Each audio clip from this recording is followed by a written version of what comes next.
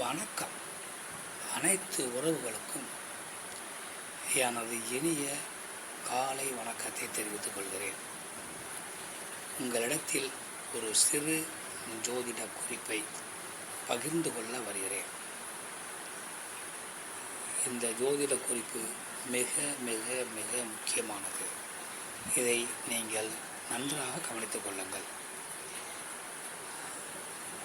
ஒருவர் ஜாதகத்தை பார்த்தவுடன் இவர் வாழ்க்கையில் சிரமம் இல்லாமல் ஓரளவு தாங்கிக் கொள்ளக்கூடிய அளவுக்கு கஷ்ட நஷ்டங்களை சந்தித்து வாழ்க்கையை கடந்து நிம்மதியான வாழ்வு வாழ்ந்து விடுவார் என்று சொல்லிவிடலாம்.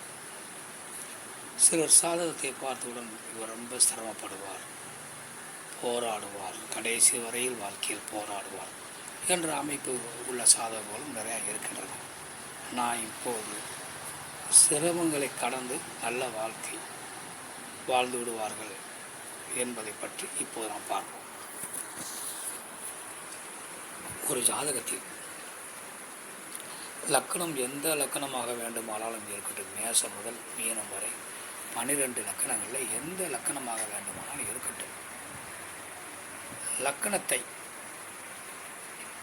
சுபக்கிரகங்கள் ஒன்றுக்கு மேற்பட்ட சுபக்கிரகங்கள் பார்த்தால், பொதுவாக ஒரு சுபக்கிரகம் லக்கணத்தை பார்த்தாலே அந்த ஜாதகம் வாழ்க்கையில் கஷ்டங்கள் நஷ்டங்கள் என்பது உண்டு. அதையெல்லாம் கடந்து வாழ்வில் வெற்றி பெற்று ஒரு தன்னிகரற்ற வாழ்வு வாழ்ந்துடுவார், ஒரு தன்னிறைவான வாழ்க்கை வாழ்ந்துடுவார்.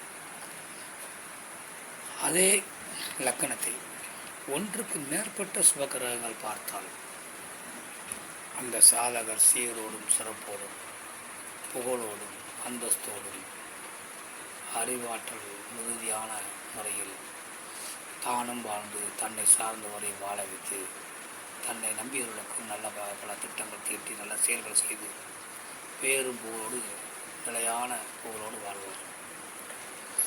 லக்னாதிபதியையும் ஒரு சுபக்கிரகம் பார்த்தால் அந்த ஜாதகர் ஓரளவு கஷ்ட நஷ்டங்களை சந்தித்து பின்பு வாழ்வில் முன்னேறி விடுவார்.